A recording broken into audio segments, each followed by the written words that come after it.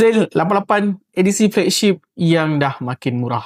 Model yang pertama, kita ada Honor Magic 8 Pro. Kalau korang nak flagship yang balance dari segi harga dan juga spesifikasi, aku rasa Honor Magic 8 Pro ni antara calon yang terbaik. Phone ni ada kamera flagship, bateri dia juga besar dan pengecasan dia pun laju. Ramai juga yang anggap yang Magic 8 Pro ni adalah sweet spot untuk flagship tahun ni. Untuk spek, Honor Magic 8 Pro ni guna chip Snapdragon 8 Elite Gen 5. Screen dia bersaiz 6.71 inci dengan 120Hz. Neck brightness pula 6000. Ada 3 kamera belakang. Bateri dia memang besar, 7100 mAh yang support pengecasan 100W dan 80W wireless charger. Harga rasmi untuk phone ni adalah RM4,600, tapi sekarang korang dah boleh dapatkan phone ni pada harga sekitar RM3,800. Model yang kedua, kita ada Vivo X300 Ultra. Kalau nak pilih telefon dengan kamera yang power, aku mungkin akan pilih Vivo sebab phone ni ada kolaborasi dengan Zeiss. Untuk spek, phone ni guna chip Snapdragon 8 Elite Gen 5. Screen dia bersaiz 6.82 inci, 144Hz. Neck brightness dia 4500 dan ada 4 kamera belakang dengan sensor utama dia 200MP.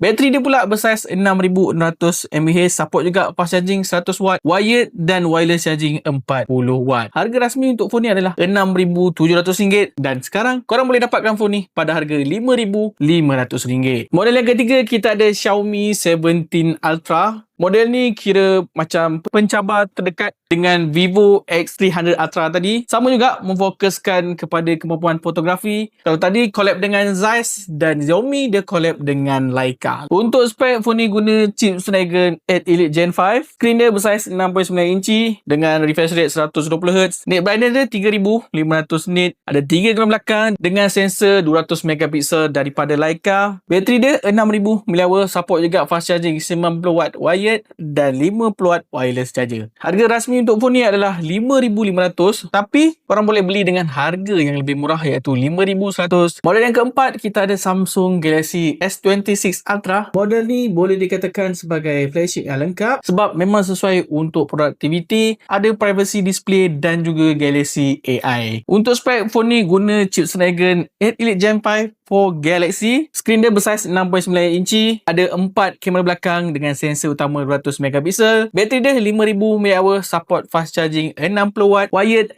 dan juga wireless charging 25W. Harga rasmi untuk phone ni adalah RM5,600, tapi sekarang korang boleh beli pada harga RM4,800. Jadi itu dia 4 pilihan flagship yang dah makin murah untuk sale 88. Korang target yang mana? Cuba komen dekat bawah.